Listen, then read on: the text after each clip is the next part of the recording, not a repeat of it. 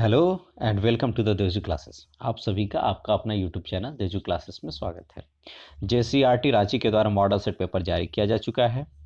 आपका एग्ज़ाम 21 तारीख से प्रारंभ होने की बात हो रही है। अभी तक कोई ऑफिशियल डेट शीट नहीं आया है। इसी के क्रम में हम लोग मॉडल सेट पेपर 3 का सॉल्यूशन देख चुके हैं, और अगर अभी तक आपने उसका सॉल्यूशन नहीं देखा होगा तो आप डिस्क्रिप्शन बॉक्स में जाए, वहाँ पे लिंक प्रोवाइडेड है, आप वहाँ से इसको देख सकते हैं, या ऊपर में आपको ब्लिंक करता हुआ आ रहा होगा ऐड, उसमें आप उसको क्लिक करके भी आप उसको देख सकते हैं। आज हम लोग मॉडल सेट पेपर 2 के सॉल्यूशंस को देखेंगे। पूरे सॉल्यूशंस को नहीं देखेंगे, कुछ पार्ट को देखेंगे। और साथ ही साथ अगर आप इस चैनल पे नए हैं तो आप इस चैनल को सब्सक्राइब कर दें, शेयर कर दें, ताकि अधिक से अधिक बच्चे इसको देख सकें। एक बात मैं यहाँ पे क्लियर कर देना चाहता हूँ कि इस चैनल का उद्देश्य कहीं भी और किसी भी तरह से कोई लाभ कमाने का नहीं है। इस चैनल का उद्देश्य, the motto of this channel is to empower your KBC, that is the knowledge, basics and concepts. बस यही है इसका मोटो। इसमें कहीं भी ऐसा नहीं कि कोई व्यू देखने के लिए, व्यू बढ़ाने के लिए। ये एजुकेशनल चैनल है, और एजुकेशनल इस चैनल का मुख्य उद्देश्य आप तक नॉलेज को पहुंचाना है। ठीक है, केवल इसका यही एक चाह होती है, इस चैनल की यही एक चाह है कि अधिक से अधिक बच्चे इससे लाभान्वित हो सके। चलिए बढ़ते हैं हम लोग आज के सॉल्यूशन की तरफ। मॉडल सेट पेपर 2 है, फुल मार्क्स 35 है, जो कि ऑलरेडी डिस्कस किया जा चुका है किस तरह से पैटर्न होंगे। पहला क्वेश्चन क्या है, सेक्शन ए से है, जो कि 1 मार्क्स का होगा, है ना। 1 मार्क्स का सारे क्वेश्चंस होंगे। 7 क्वेश्चंस रहेंगे, उसमें से आपको केवल 5 क्वेश्चंस करने हैं, लेकिन हम लोग सातों क्वेश्चंस को डिस्कस करेंगे। क्वेश्चन क्या कह रहा है कि why there is no atmosphere on the moon. एक बात और बता देना चाहता हूं कि इस वीडियो में आपका बाइलिंगुअल रहेगा, हिंदी में भी रहेगा और इंग्लिश में भी रहेगा। आप दोनों, जो भी मीडियम के बच्चे हैं, आप यहाँ पे उस मीडियम से इसको देख सकते हैं। Why there is no atmosphere on the moon, क्यों चंद्रमा पर वायुमंडल क्यों नहीं होता। वायुमंडल के लिए क्या आवश्यक है, परमाणु। कि परमाणु जो है, एयर वगैरह के जो हवा के परमाणु है, वो विद्यमान रहे। अब आपको क्या पता है कि जो परमाणु है वो क्या कर रहे हैं, गति कर रहे हैं। गति कर रहे हैं तो उनका कोई ना कोई वेग होगा। एक बात ये है। दूसरा बात हम लोग जानते हैं, पलायन वेग। पलायन वेग क्या होता है, पलायन वेग वह वेग होता है, वह मिनिमम वेग होता है ना, जो कि जिससे थोड़ा सा भी अधिक वेग होने के बाद वह जो पृथ्वी है या फिर अन्य ग्रह है, उसके गुरुत्वाकर्षण बल को पार करके ऊपर चला जाता है। ठीक है, जैसे मान लो अगर कोई भी वस्तु का स्पीड जो है, उसकी वेग जो है, वो 10 किलोमीटर प्रति सेकंड है। तो 10 किलोमीटर प्रति सेकंड है, और इस पृथ्वी की पलायन वेग 11.2 किलोमीटर प्रति सेकंड है। इसका मतलब है कि इससे ये कम है। तो इससे अगर कम है तो ये गुरुत्वाकर्षण बल के कारण नीचे पृथ्वी पर आकर के गिरेगा ही गिरेगा, ये इसको पार नहीं कर सकता है। लेकिन अगर उसकी स्पीड 11.2 किलोमीटर प्रति सेकंड हो गई, जो कि इसकी पलायन वेग है, तब वो क्या करेगा, या फिर इससे अधिक रहेगा, तब वो क्या करेगा, इसके वायुमंडल को छोड़ करके इसके गुरुत्वाकर्षण बल को कम कर, मतलब कम नहीं, इसका मतलब उसके गुरुत्वाकर्षण बल का उस पर कोई प्रभाव नहीं पड़ेगा, और वो उसके एटमॉस्फेयर, उस वायुमंडल से बाहर चला जाएगा। आई बात समझ में। यही काम, अब यही सोचिए, आप दोनों को मिला दीजिए। इसका मतलब क्या है कि जो यहाँ पे अणु जो है, अणु जो यहाँ पे प्रेजेंट है वायुमंडल में, अगर उनका स्पीड पलायन वेग की स्पीड से ज्यादा हो जाएगा तो सब उड़ जाएगा ऊपर में। तो जब उड़ जाएगा तो कोई एटमॉस्फेयर नहीं रहेगा। यही बात होती है चंद्रमा में। चंद्रमा का जो पलायन वेग होता है और वहां पे मौजूद जो परमाणु होते हैं, उन दोनों में चंद्रमा का पलायन वेग कम हो जाता है, कम होता है। किससे, अणु के वेग से। कौन सा वेग से, तो माध्य वर्ग वेग, यानी रूट मीन स्क्वायर वेलोसिटी से जो एस्केप वेलोसिटी होती है वो कम होती है, इसके कारण सारे जो मॉलिक्यूल्स हैं वो हवा में उड़ जाते हैं। क्लियर है? आइए हम लोग देख लेते हैं। There is no atmosphere at moon because escape velocity is less than the root mean square velocity of the molecules at moon, hence all molecules escape. यानी चंद्रमा पर वायुमंडल नहीं है क्योंकि पलायन वेग चंद्रमा पर अणुओं के मूल माध्य वर्ग वेग से कम है, इसलिए सभी अणु पलायन कर जाते हैं। क्लियर है? नेक्स्ट क्वेश्चन देखेंगे। कह रहा है कि ऑब्टेन डायमेंशनल फॉर्मूला ऑफ जी, यानी जी का बीमीय सूत्र ज्ञात कीजिए। जी क्या है? ग्रेविटेशनल कांस्टेंट, यानी गुरुत्वाकर्षण स्थिरांक। अब आपको क्या पता है कि जो गुरुत्वाकर्षण बल होता है यानी एफ बराबर क्या होता है? जी m1 m2 बटा आर स्क्वायर। अब यहां से क्या हो जाएगा? जी बराबर क्या हो जाएगा? एफ गुने हो जाएगा आर स्क्वायर और m1 m2 नीचे। आपको याद करने की जरूरत नहीं है डायमेंशन, आपको फॉर्मूला याद होना चाहिए।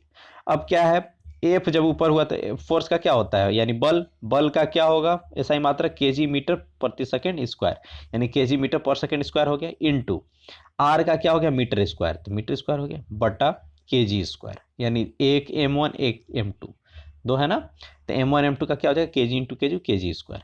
एक केजी से एक केजी कट गया तो एगो केजी बचा नीचे, 1 मीटर और 2 मीटर तो टोटल 3 मीटर हो गया, पर सेकेंड स्क्वायर ऐसे ही रह जाएगा। तो पर केजी को क्या लिखेंगे? m का पावर -1, मीटर का क्या? l का क्यूब, और टाइम यानी सेकेंड है तो t का पावर -2। क्लियर है? ये समझ भी गए होंगे और याद भी हो गया होगा। नेक्स्ट क्वेश्चन देखेंगे। क्वेश्चन नंबर 3 देखिए। Which is more elastic, steel और रबर, और व्हाई? स्टील और रबर में से कौन सा अधिक प्रत्यास्थ है और क्यों? तो देखो, steel is more elastic, steel ज्यादा इलास्टिक होता है, because steel has more Young modulus of elasticity than rubber. Clear है? स्टील क्या होता है? ज्यादा इलास्टिक होता है। आप सोचोगे कि सर स्टील को हम खींचेंगे तो आसानी से खींचता नहीं है, तो कोई जरूरी नहीं है कि जो आसानी से खींच जाए, तो जो आसानी से खींच गया उसकी इलास्टिसिटी कम है ना। यानी अगर मान लो रबर है, उसको खींचते हैं, उसमें स्ट्रेन, यानी सेम फोर्स में उसमें ज्यादा स्ट्रेन होगा, तो अगर सेम फोर्स में ज्यादा स्ट्रेन हो रहा है यानी उसका मतलब है कि उसकी यंग मॉडुलस ऑफ इलास्टिसिटी क्या हो जाएगी? कम हो जाएगी। क्लियर है? लेकिन स्टील में क्या है? अगर सेम फोर्स लगेगा तो उसका स्ट्रेन क्या होगा? रबर के मामले में कम होगा, इसलिए स्टील की यंग मॉडुलस ऑफ इलास्टिसिटी क्या हो जाएगी? अधिक हो जाएगी। क्यों? क्योंकि यंग मॉडुलस ऑफ इलास्टिसिटी क्या होता है? स्ट्रेस बटा स्ट्रेन। तो अगर जिसका स्ट्रेन अधिक होगा, स्ट्रेस अगर फिक्स है तो जिसका स्ट्रेन अधिक होगा, यानी अगर प्रतिबल फिक्स है तो जिसका विकृति अधिक होगा उसका यंग मॉडुलस यानी यंग प्रत्यास्था गुणांक क्या होगा? कम होगा। ठीक है? और जिसका प्रतिबल तो फिक्स है, तो जिसका विकृति अधिक होगा उसका यंग मॉडुलस कम होगा, और जिसका विकृति कम होगा उसका यंग मॉडुलस अधिक होगा। तो स्टील में विकृति कम होता है, इसलिए इसका यंग प्रत्यास्था गुणांक अधिक होता है, इसीलिए वो मोर इलास्टिक होता है, इसीलिए वो प्रत्यास्थ अधिक होता है। क्लियर है? समझ गए होंगे। आंसर भी है, स्टील अधिक प्रत्यास्थ है क्योंकि स्टील में रबर की तुलना में यंग प्रत्यास्था गुणांक अधिक होता है। यंग प्रत्यास्था गुणांक डिनोटेड बाय वाई, इस तरह से इसको डिनोट किया जाता है। Next question, question number 4। Define coefficient of viscosity, श्यानता गुणांक को परिभाषित कीजिए। श्यानता गुणांक क्या है? विस्कोसिटी होता क्या है? विस्कस यानी कहने का मतलब है कि कोई भी अगर पिंड किसी भी फ्लूइड तरल माध्यम में अगर गिरता है तो वो ड्रैग होता है, यानी खींचता है, मतलब लेयर से, है ना, परत से क्या होगा? उस तरल माध्यम के परत से उस घर्षण होगा, टकराएगा, तो उसमें क्या होगा? एक फोर्स होगा, है ना, श्यान बल उसमें उत्पन्न होता है जो कि उसके अपोजिट डायरेक्शन में लगता है। ये नियम है। तो कॉफिशिएंट ऑफ विस्कोसिटी क्या कह रहा है कि it is defined as the tangential force required, है ना। क्या होता है? फोर्स ये निगेटिव होता है, minus eta a d v by d x, ये फॉर्मूला है। क्या कह रहा है कि जो विस्कस फोर्स यानी जो टेंजेंशियल फोर्स रिक्वायर्ड हो रहा है उसको मेंटेन करने के लिए, वो क्या है, ईटा ए डीवी बाई डी एक्स। तो आपको किसका डिफाइन करना है, ईटा का। तो इसका मतलब है ईटा बराबर क्या हो जाएगा, ईटा बराबर force by area d v by d x. मतलब अगर ये भी यूनिट रहेगा, 1 रहेगा, और इसका भी वैल्यू 1 रहेगा, तो जो टेंजेंशियल फोर्स यानी जो विस्कस फोर्स, श्यानता बल जो लग रहा है, वही क्या हो जाएगा, कोफिशिएंट ऑफ विस्कोसिटी के बराबर होगा, यानी श्यानता गुणांक के बराबर होगा। क्लियर है। अब इसी को डिफाइन कर देना है। क्या डिफाइन करना है कि coefficient of viscosity is defined as the tangential force required to maintain unit velocity gradient between two parallel layers of the liquid of unit area. अगर यूनिट एरिया और उसकी वेलोसिटी 1 है ना, तो जो टेंजेंशियल फोर्स होता है वही कोफिशिएंट ऑफ विस्कोसिटी होता है। जो फोर्स लगता है, जो बल होता है, वही क्या होगा, कोफिशिएंट ऑफ विस्कोसिटी होगा। क्लियर है। हिंदी में देख लेते हैं। श्यानता गुणांक है ना, श्यानता गुणांक उस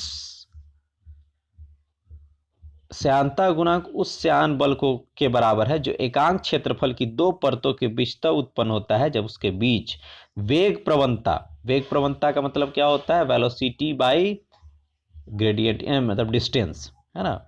यानी एक निश्चित डिस्टेंस में जितना उसकी वेलोसिटी होगी, दैट, और ये दोनों के बीच का, दो लेयर के बीच का डिस्टेंस, ठीक है, और उसकी वेलोसिटी, तो dv बाई डी एक्स जो होगा, that is known as the वेग प्रवणता, उसी को बोलते हैं वेलोसिटी ग्रेडियंट। तो अगर ये वेलोसिटी ग्रेडियंट 1 हो और उसके क्षेत्रफल की परत का जो क्षेत्रफल है वो भी क्या हो, 1 हो, तो उस समय जो श्यान बल लगता है उसी के बराबर श्यानता गुणांक कहलाता है, उसे वही श्यानता गुणांक कहलाता है, क्योंकि उसी के बराबर होता है। क्लियर है। आई होप आप लोग समझ गए होंगे। नेक्स्ट क्वेश्चन को देखते हैं हम लोग। नेक्स्ट क्वेश्चन क्या कह रहा है कि calculate the temperature at which the same numeral value of Celsius और फ़ारेनहाइट। सेल्सियस और फ़ारेनहाइट का पैमाना बराबर होता है, उसको कैलकुलेट करना है। तो आपको क्या पता है, देखो, C/5 बराबर F माइनस 32/9। अब ये कैसे आया, तो आपको पता है C मान लीजिए सेल्सियस हुआ, इसका 1 मिनट, न्यूनतम वैल्यू क्या होगा 0, और मैक्सिमम वैल्यू क्या होता है 100, उच्चतम मान माइनस न्यूनतम मान, है ना। वही चीज यहां हो गया, F माइनस न्यूनतम मान 32 और इसका उच्चतम मान 212 माइनस 32। ठीक है। तो स्केल तो यही हुआ, क्योंकि स्केल तो सब बराबर, मतलब नाम अलग अलग है दोनों का, उच्चतम और जो न्यूनतम मान है वो अलग अलग है, मान तो सेम ही होगा भाई। फीवर जितना होगा उतना ही ना होगा, चाहे फ़ारेनहाइट में नापिए या फिर सेल्सियस में नापिए। तो यहां पे क्या हो जाएगा, C माइनस 0 तो C केवल हो जाएगा, 100 माइनस 0 केवल 100 हो जाएगा, F माइनस 32 ऐसे ही रहेगा, 212 में से 32 जाएगा तो कितना हो जाएगा 180। अब इसको काट दो, 0 0 ये कटा, यहाँ पे 5 2 5 10 2 9 18। तो ये फॉर्मूला आपको मिल गया ना। अब क्या करें, कह रहा है कि दोनों बराबर हो जाए, तो बराबर के लिए क्या करें, C को भी का भी मान x और F का भी मान x कर दिए। अब यहाँ पे देखिए बनाया हुआ है, इसको देखिए। अब ये 9 से x में गुना हो गया, 5 से इसमें गुना हो गया, तो 5x माइनस 160, 9 में से 5 गया तो 4, और इधर माइनस 160, तो x बराबर कितना हो जाएगा -40। यानी जब x की वैल्यू -40 होगी तो दोनों का मान बराबर होगा, यानी -40 डिग्री सेल्सियस और -40 डिग्री फ़ारेनहाइट, ये दोनों क्या होंगे, बराबर होंगे। क्लियर है, निकल गया। अब इसमें हिंदी में लिखने की जरूरत, यही चीज है जो हिंदी में भी यही लिखना है ना। नेक्स्ट क्वेश्चन नंबर 6 देखिए। What is the phase difference between velocity and displacement of the particles executing SHM? SHM यानी सिंपल हार्मोनिक मोशन को क्रियान्वित करने वाले कण के वेग और विस्थापन के बीच कला अंतर क्या है। कला अंतर यहाँ पे फाई का अंतर है ना, वही चीज है। तो विस्थापन का फॉर्मूला क्या होता है, x बराबर a sin omega t plus phi. तो v क्या हो जाएगा, v क्या होगा, इसकी डिफ्रेंशिएशन, है ना, v equal to dx by dt। Clear है।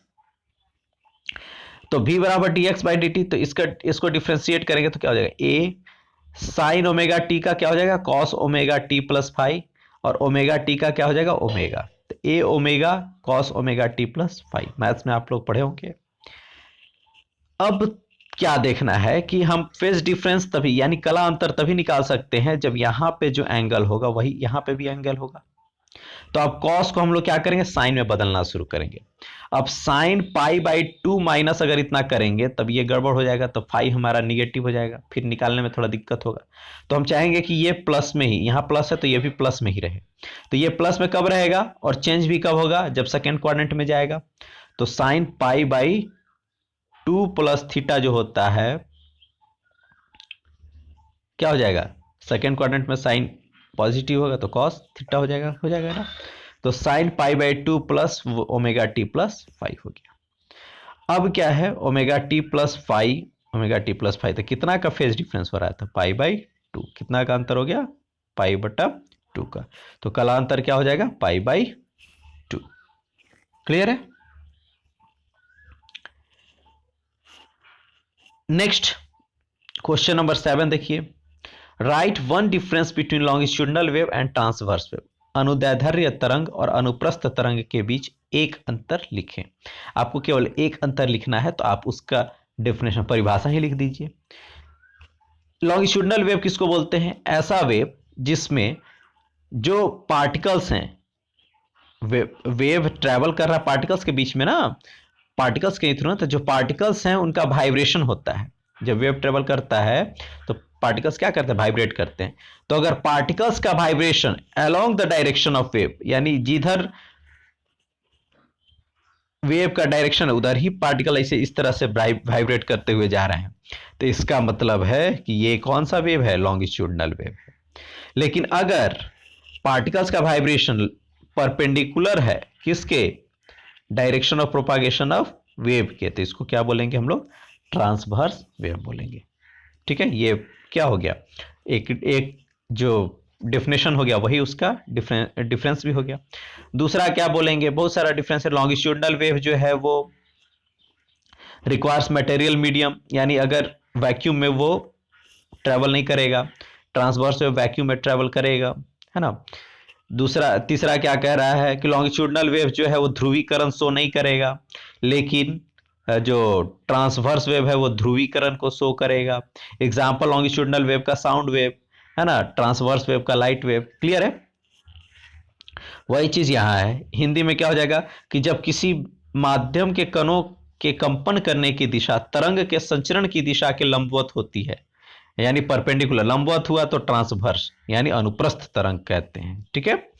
और जब किसी माध्यम के कणों को उत्पन्न करने की दिशा संचरण की दिशा, है ना, संचरण की दिशा के समांतर होती है तो माध्यम में उत्पन्न तरंग को अनुदैर्ध्य तरंग कहते हैं। यानी अगर समांतर हुआ, है ना, तरंग संचरण की दिशा, इतना याद रखना है, और कणों का कंपन, कणों का कंपन संचरण की दिशा में हो रही है तो हम कहेंगे अनुदैर्ध्य। और अगर कणों का कंपन लंबवत हो रही है संचरण की दिशा में तो उसको बोलेंगे अनुप्रस्थ। क्लियर है। इसमें ध्रुवीकरण, पोलराइजेशन, यानी अनुप्रस्थ तरंग में पोलराइजेशन होता है, ध्रुवीकरण होता है, अनुदैर्ध्य में नहीं होता है। क्लियर है। तो ये थे आपके सातों क्वेश्चन जो कि सेक्शन ए से थे। मिलते हैं नेक्स्ट वीडियो में सेक्शन बी को लेकर के। आप अगर अच्छी लगी हो वीडियो तो लाइक करें, कमेंट करें और अधिक से अधिक इसको शेयर करें। और अगर आप इस चैनल पर नए हैं तो आप इस चैनल को जरूर सब्सक्राइब करें। Thank you for the watching.